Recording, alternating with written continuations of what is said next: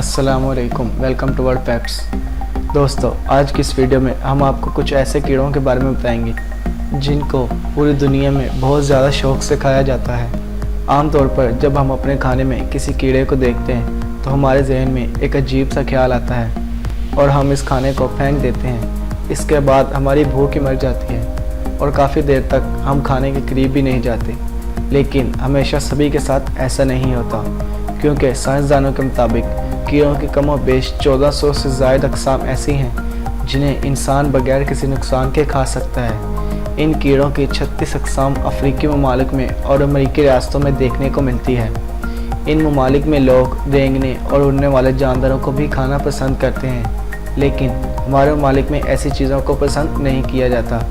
हालांकि बहुत से लोग इन्हें सिर्फ इसलिए बहुत शौक़ से खाते हैं क्योंकि इनमें भारी मिकदार में प्रोटीन मौजूद होता है। स्टिंग बग या बदबूदार कीड़े। आमतौर पर जब हम किसी बदबूदार बग को देखते हैं तो हम इसे फ़ौरन मार देते हैं या इसे भगा देते हैं ताकि इसकी बदबू हमारे कमरे में ना फैल जाए। लेकिन अफ्रीका के कई इलाकों में ये कीड़े बतौर स्नैक्स खाए जाते हैं। इसे खाने से पहले गर्म पानी में बहुत ज़्यादा देर तक उबाला जाता है ताकि इसकी बदबू मुकम्मल तौर पर ख़त्म हो जाए। इसके अलावा अमेरिका में इस कीड़े को तीखे खाने के तौर पर खाया जाता है। वियतनाम में भी इसे बहुत शौक़ से खाया जाता है। वियतनाम में इन्हें चटनी के तौर पर इस्तेमाल किया जाता है। इन्हें दूसरे मसालों और जड़ी बूटियों में मिलाकर अच्छी तरह पीस लिया जाता है और एक चटनी की तरह पेस्ट तैयार करके कई पकवानों के साथ खाया जाता है। ऐसा करने से इस बदबूदार कीड़े का जायका दालचीनी जैसा महसूस होता है। टैरेंटुला स्पाइडर। टैरेंटुला एक बहुत ही खतरनाक और जहरीली मकड़ी है जिसे आप कभी भी खाना पसंद नहीं करेंगे, लेकिन फ्राई की हुई टैरेंटुला मकड़ी कंबोडिया में एक आम सा पकवान है। इसके बारे में मशहूर है कि जब कंबोडिया में अकाल पड़ा तो वहाँ के रहने वाले लोग खाने के लिए चीज़ें तलाश कर रहे थे। तभी इन लोगों ने देखा कि टैरेंटुला मकड़ी चाहे कितनी भी खतरनाक है, लेकिन ये खाने में इतनी ही ज़्यादा प्रोटीन से भरी हुई है। इस वक़्त से इन्होंने टैरेंटुला को बाकी कीड़ों की तरह खाना शुरू कर दिया। ये टैरेंटुला मकड़ी कंबोडिया में एक आम सा सड़क पर बिकने वाला फास्ट फूड है। एक अच्छा शिकारी एक दिन में कमोबेश 200 से ज़्यादा टैरेंटुला मकड़ियाँ पकड़ सकता है। कंबोडियन टैरेंटुला को फ्राई पैन में इसे बाकी मसाले लगाकर तलकर खाना पसंद करते हैं। इसके अलावा चाइना में भी टैरेंटुला को पकाया जाता है। ये सबसे पहले मकड़ियों के पेड़ को साफ़ करते हैं, फिर इसके बालों को जलाकर जल्दी से इसे तेल में बाकी मसालों के साथ पकाते हैं। चूँकि टैरेंटुला मकड़ी बहुत ज़्यादा जहरीली होती है, इसलिए इसे पकाने के लिए शेफ़ को इसके जहरीले हिस्सों को काट कर साफ़ करना होता है ताकि इससे किसी इंसान की जान ना जाए। Palm Wavell larva. नरम और गदगुदे से दिखने वाले ये लार्वास आपकी ज़ुबान पर बहुत बुरी तरह काट सकते हैं, लेकिन फिर भी ये पाम वेवल लार्वास मशरक़ी एशिया में कौमी पकवान के तौर पर खाए जाते हैं। इन्हें कुछ देर पकाने के बाद नमक के साथ खाया जाता है। इसके अलावा इसे सफ़ेद मिर्च के साथ भी खाया जाता है।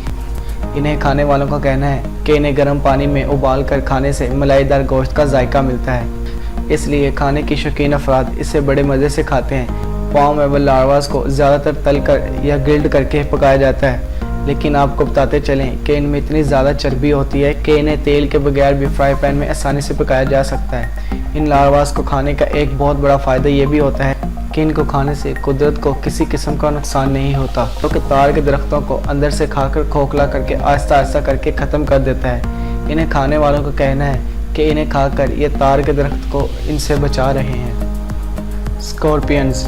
वियतनाम, थाईलैंड और चीन में ये खतरनाक बिच्छू बहुत शौक से खाए जाते हैं। ये लोग इन बिच्छुओं को खाने से बिल्कुल भी नहीं डरते, बल्कि इनका कहना है कि इस खौफनाक जानवर का जायका केकड़े और झींगे के दरमियान का ही होता है।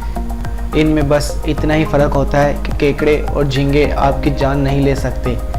चीन में बिच्छू को भाप में पकाया जाता है, वहीं दूसरी तरफ थाईलैंड में इन्हें दूसरी सब्जियों के साथ मिलाकर कबाब बनाकर इस्तेमाल किया जाता है और स्नैक्स के तौर पर स्टिक्स पर भी पेश किया जाता है। यहाँ से एक ज़िंदा बिच्छू खरीदना भी बहुत ज़्यादा आसान है। इन बिच्छुओं को तेज़ आग पर अच्छी तरह पकाया जाता है ताकि इनका जहर बेअसर हो जाए और किसी को भी इसे खाने से परेशानी ना हो।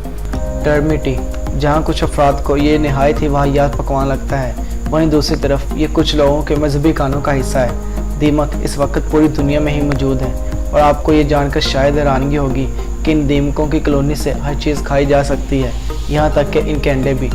अब तक की दुनिया की सबसे बड़ी मादा दीमक मिली है जिसका साइज़ एक आलू जितना है। इंडोनेशिया के कुछ इलाकों में ये एक बहुत ही पसंदीदा खाना है जिसे वहाँ के लोग बारिशों के मौसम में खाते हैं, क्योंकि इस वक्त इन जगहों पर प्रोटीन की चीज़ों की कमी होती है। इसलिए इस कमी को पूरा करने के लिए दीमकों को तेल या मक्खन में फ्राई करके खाया जाता है। इसको खाने वालों का कहना है कि इसे खाने पर गाजर की तरह का जायका आता है। इन दीमकों का इस्तेमाल मक्खन बनाने के लिए भी किया जाता है, जिसमें पहले इन दीमकों को उबाल कर इनके अंदर से चर्बी को बाहर निकाल लिया जाता है ताकि इस चर्बी को दूसरे खाने बनाने के लिए इस्तेमाल किया जा सके।